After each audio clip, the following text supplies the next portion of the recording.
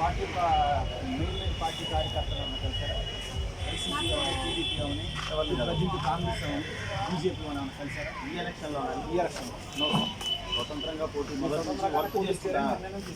ఎవరిని కొంత అంటే మీరు ఆల్రెడీ కొన్ని ప్రధాన పార్టీలకి లోగడ ఆల్రెడీ వేరు స్థాయిల్లో వర్క్ చేసి ఉన్నారు కాబట్టి ఇప్పుడు ఇండిపెండెంట్గా నిల్చోబోతున్నారు అని ఎప్పుడైతే బహిర్గతం అయిందో కాబట్టి డెఫినెట్గా అవతల వాళ్ళ నుంచి ప్రెజర్ వస్తుంది. తగ్గమనో కాంప్రమైజ్ అయిపోమనో వచ్చి వాళ్ళని ఒకసారి కలవమనో ఇలాంటి ప్రెషర్స్కి మీరు ఏమన్నా తలవబోతున్నారా?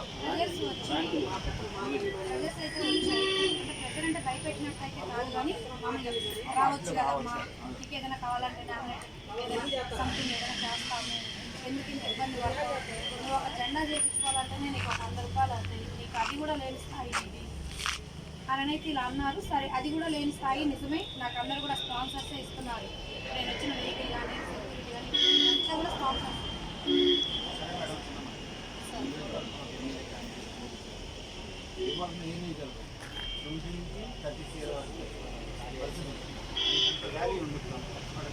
నేను అంత ఖర్చు పెట్టలేదు సార్.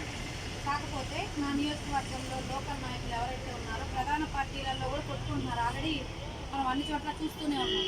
వాళ్ళలోనే రెండు డివైడ్ అయిపోయి ఉన్నారు. ఆ డివైడ్ అయిపోయిన వాళ్ళలో నుంచి ఒక సైడ్ వాళ్ళు నాకు ఫుల్ సపోర్ట్ చేస్తున్నారు. మేము నీకు డైరెక్ట్గా కనిపించకపోయినా ఓటు ద్వారా నీకు మేము బ్యాక్ బోన్ ఉంటామని చెప్తున్నారు. ఇప్పుడు నోటు కాదు ఓటే నా శక్తి అని చెప్తున్నారు. ఖచ్చితంగా మనకి ఇప్పుడు మూకుమ్మడిగా అయ్యామంటున్నారు. ఒకటే 3 పార్టీలు కలిసిపోయి మేము అయ్యామంటున్నారు కదా. నేను ఏ పార్టీ పేరు అయితే చెప్పను. అలా ముగ్గురు అయితే ఎవరు కలిసారో వాళ్ళల్లో ప్రధాన పార్టీ వాళ్ళు మిగతా చిన్న పార్టీల వాళ్ళని పట్టించుకోవట్లేదు. ఆ ఇద్దరు కూడా నాకు సపోర్ట్గా ఉన్నారు సార్. ఖచ్చితంగా నేను ఎందుకు గట్టిగా నిలబడాలనుకుంటున్నాను, నేను గెలుస్తానన్న నమ్మకం ఉంది కాబట్టి నేను చివరి వరకు పోరాటం చేద్దామనుకుంటున్నాను. ఒకవేళ అటు చేసి ఈ అమ్మాయి ఎక్కడ గెలిచిద్దో అన్న ఉద్దేశంతో నేను ఈ నామినేషన్లోనే రిజెక్ట్ చేయడానికి లోపల ఉన్న వాళ్ళందరినీ మరి కొన్నారా లేదా అనేది నాకైతే తెలియదు, కానీ కొన్నారేమో అన్న ఫీల్డ్లోకి నేను వెళ్ళిపోతున్నాను. అక్కడ అంటే వాళ్ళ కనుసైగలు వాళ్ళు కళ్ళ సైగలు చేస్తున్నారు. నేను ఒకరినైతే చూడగలను కానీ నా చుట్టూ ఉన్న వాళ్ళని నేను గమనించలేకపోతున్నాను. సార్, మేము ఒకటి అబ్జర్వ్ చేసామండి ఆర్ఓ గారి కార్యాలయంలో. మేము కూడా ఇప్పటివరకు 8 అభ్యర్థులు నామినేషన్ దాఖలు చేస్తూ వచ్చాను. ఇప్పటివరకు ఈరోజు నేను ఇక్కడ దర్శి ఆర్ఓ కార్యాలయంలో చూసిందంటే మొత్తం కళ్ళ సైగలు ఇదేంటండి, హ్యాండ్ వద్దానే క్యాన్సిల్ చేయమనా, తీసేయమనా, అబ్జెక్షన్ చూపించమనా. నాకు ఒక ఫోన్ కూడా వచ్చింది సార్. ఆయన ఏమన్నారంటే, నేను ఎంఆర్ఓనమ్మా, మీ ఓటర్ ఐడి పెట్టండి అన్నాడు. యాక్చువల్లీ మనం ఏమనుకుంటాం, ఎంఆర్ఓనే చేశారనుకున్నా నేను. తీరా చూస్తే అది ఎంఆర్ఓ గారు ఒక వ్యక్తి. ఆ వ్యక్తి కూడా పెద్ద ఆయనే. నాకు తెలియక నేనైతే పెట్టేశాను. నాకు తెలియదు, విషయం తెలియక. ఒకవేళ ఏమైనా వాళ్ళు చెక్ చేసుకోవాలేమో అన్నట్టు నేను పెట్టాను. ఒకవేళ నా ఐడిని కూడా ఏమైనా డిలీట్ చేయడానికి ప్లాన్ చేస్తున్నారా అని నాకు నిన్న చెక్ చేసుకుంటే అసలు ఈ నెంబర్ ఏంటి అలా అడగరంట. ఎవరు ఫోన్ చేసి మీ ఐడి పెట్టినా ఎవరు అడగరంట. మరి అలా అడిగేలోకి నాకు భయం వేసింది. ఒకసారి చెక్ లిస్ట్ ఉంటాయి, 5, 6 check photo identity, government approved photo identities అని చెప్పి ఒక 4, 5 పెట్టమని ఇస్తారా. ఆ చెక్ లిస్ట్ లో ఉన్నవి మాత్రమే పెడితే చాలు. అలాంటిది మరి అలా మాకు తెలియదు. ఇండిపెండెంట్లో మేము సడన్గా ఒకవేళ ఎంఆర్ఓ అనగానే ఎవరిమైనా రియాక్ట్ అవుతాం కదా, పెట్టకపోతే మళ్ళీ ఏం జరుగుతుందో అన్న ఉద్దేశంతో నేను పెట్టాను. పెట్టిన తర్వాత ఆయన ఫోటో కానీ అదంతా నేను స్క్రీన్ షాట్ ఇస్తాను. అవసరం వచ్చినప్పుడు అది కూడా బయట పెడతాను, ఫలానా వ్యక్తి అని. మీరు దయచేసి మీకు 2 చేతులు ఎత్తి నమస్కరిస్తున్నాను. మీరు నన్ను నామినేషన్ రిజెక్ట్ అవ్వకుండా మీరు నాకు హెల్ప్ చేస్తే నేను రాబో 2024 ఎలక్షన్లో ఖచ్చితంగా దర్శి నియోజకవర్గం నుంచి ఎమ్మెల్యే గెలుస్తాను సార్. మీరు నాకు ఈ అవకాశం ఇస్తే ప్రజల తరఫు నుంచి మా మీడియా సపోర్ట్ ఎల్లప్పుడూ మీకు ఉంటుంది మేడం. Thank you sir. మీరు కెమెరాకి మీటింగ్. అందరికీ నమస్కారం అండి. నా పేరు మంచా మీనా, డాక్టర్ ఆఫ్ నాగేశ్వరరావు. నా సొంత గ్రామం వచ్చేసి దొనకొండ మండలం. నా సొంత నియోజకవర్గం దర్శి నియోజకవర్గం. మీరు ఎవరైతే చూస్తున్నారో లోకల్ అభ్యర్థుల్ని గెలిపించుకుంటే ఇంటి సమస్యలు ఇంట్లో వాళ్ళకి తెలుస్తాయి. ఈ అద్దెకు వచ్చిపోయే నాన్ లోకల్ 5 సంవత్సరాల అభ్యర్థులు మనకొద్దు అని నేను గట్టిగా చెప్తున్నాను. ఇంకో విషయం ఏంటంటే, నన్ను మీరు అందరూ కూడా ఆదరిస్తున్నారు. ఇప్పుడు జరగబోయే అంశంలో మనకి నన్ను బెట్లు కూడా పెట్టుకుంటున్నారంట సార్. బయట అయితే ఈమె నామినేషన్లోనే కనిపించదు, ఇంకేమకు ఓట్లు ఎట్లా పడతాయని. నాకు సర్వే ప్రకారం 20,000 ఓట్లు వస్తాయని కూడా చెప్పారు కొంతమంది. 20,000 కాదు, 20,000 మెజార్టీతో నేనైతే గెలుస్తాను. మీరందరూ కూడా కనీసం నన్ను నిలబడనీయకుండానే చేయడానికైతే ప్రయత్నం అయితే జరుగుతుందని నాకు తెలిసింది సార్. నిజంగా ఆర్ఓ గారి ఆఫీస్లో ఇలా సైగలు, అసలు నేను ఏం చెప్పాలి, వాళ్ళని ఏం అడగాలో కూడా తెలియని పరిస్థితి సార్ నాది. వాళ్ళ సైగలు ఏందో, వాళ్ళేందో, ఇట్లా అందం ఏందో, ఇట్లా కళ్ళ సైగలు ఏందో, ఇట్లా నవ్వడం ఏందో నాకేం అర్థం కావట్లేదు సార్. నేను వాళ్ళని ఏం అడగగలను సార్? ఒక పెద్ద స్థాయిలో ఉన్న సార్ని నేను ఏం అడగగలను? ప్రశ్నించే హక్కు నామినేషన్ వేయడానికి వెళ్ళిన తర్వాత అక్కడ ప్రశ్నించే హక్కు ఎవరికి ఉండదు మేడం. ఎస్సీ క్యాండిడేట్ ని నాట్ అప్లికేబుల్ అని ఏదో మిస్ అయిందే అనుకుందాం. దానికి కూడా నేను ఒకవేళ ఏం రిజెక్ట్ చేస్తారని నేను 10,000 కూడా కట్టేశాను సార్. 10,000 అసలు అది కూడా బలవంతంగా 10,000 కడతావా లేదా వెళ్ళిపోతావా? ఇదేంటండి నాకు అర్థం కాలేదు. మీరందరూ కూడా నన్ను నిలబెడితే సార్, మీరు నాకు ఈ విషయంలో ప్రెసిడెంట్ సార్ మీరే. ఇంకోటి, నేను 18వ తారీఖు నామినేషన్ వేశాను. ప్రధాన పార్టీల వాళ్ళు వేస్తే గుంపులు వచ్చిన మీడియా, ఆ అన్నగారు లోపలికి వెళ్ళారు. మీడియా వాళ్ళందరూ ఖాళీగానే ఉన్నారు.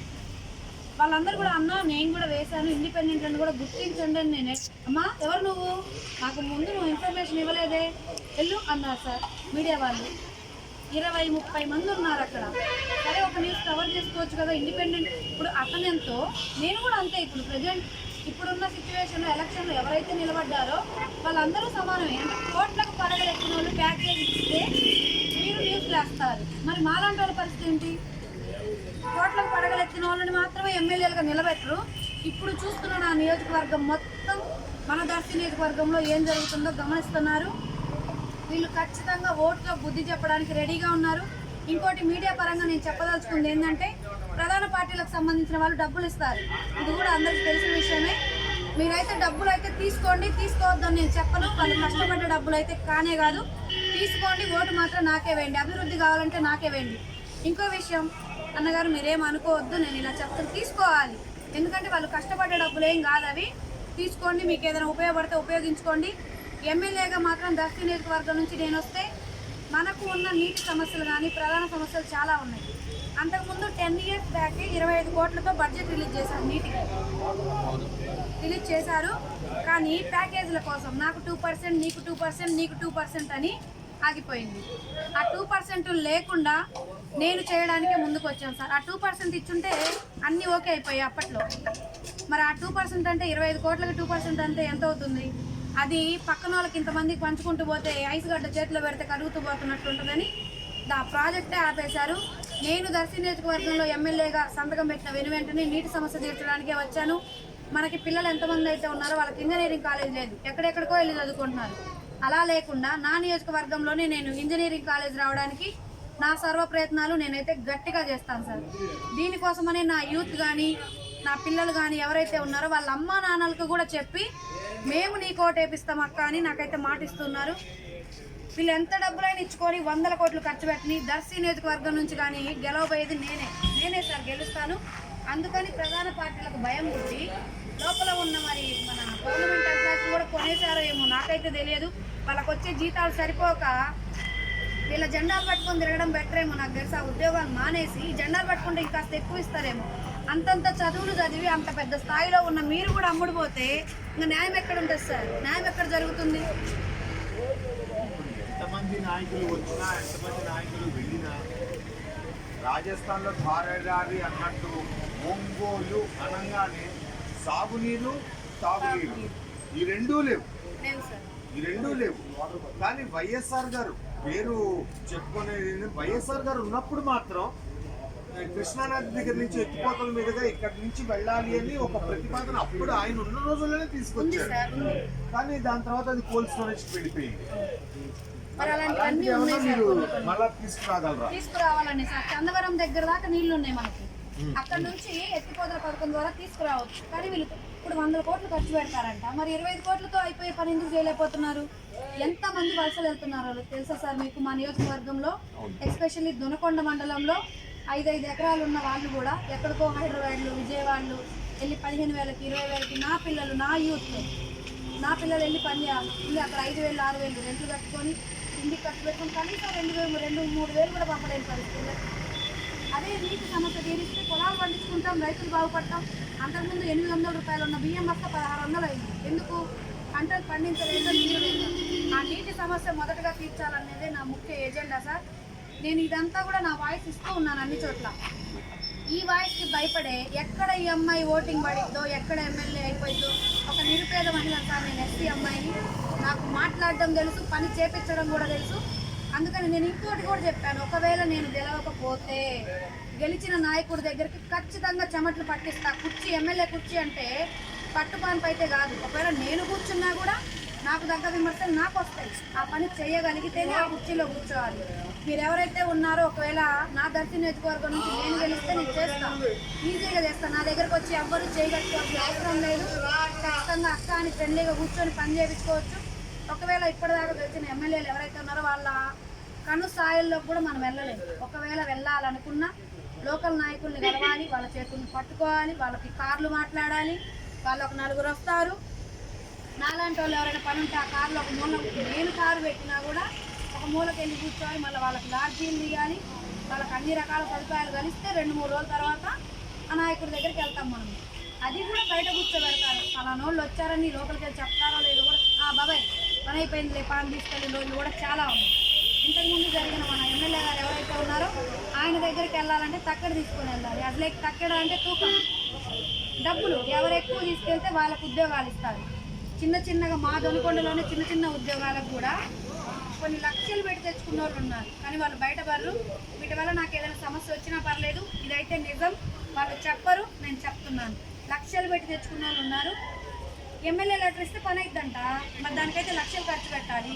మరి నన్ను గెలిపించుకుంటే లక్షలతో పని లేదు, రూపాయితో కూడా పని లేదు. ఒకవేళ దానికి ఏదైనా జిరాక్స్ ఖర్చు 10 రూపాయలైనా అది నేనే కూడా పెట్టి మీకు ఫ్రీగా సంతకం పెట్టిస్తాను. ఇప్పుడు తమరు ఫైనల్ నామినేషన్ ఎప్పుడు వేద్దాం అనుకుంటున్నారు? నేను ఇప్పుడు గురజాల వెళ్తున్నాను సార్. ఈ నామినేషన్ కాగితాలు అక్కడ ఇక్కడంతా రాంగ్ ఫిల్ చేశారు. అన్నయ్య గారు, కోయ రామారావు గారు అన్నయ్య గారి దగ్గరే ఫిల్ చేశాను. దాంట్లో కూడా ఒక 2 మిస్టేక్లు అయితే చూపించడం జరిగింది. ఆ మిస్టేక్ కూడా లేకుండా వీలుంటే రేపే నామినేషన్ వేస్తాను, లేదంటే మళ్ళీ తదుపరి డేట్ పెట్టిస్తాను. వీలున్నంత తొందరగా వెయ్యాలి, డేట్ ఎక్కువ టైం లేదు సార్. సార్ నాకు లోపలికి మీరు రండి సార్, 5 మందిలో ఒకరు మీరు వస్తే తప్పకుండా అమ్మా. నేను నాకు మేము ధైర్యం కూడా మీ లోపల ఎవరు సార్ ఇలాంటివి చాలా జరిగాయి సార్. నేను దేనికి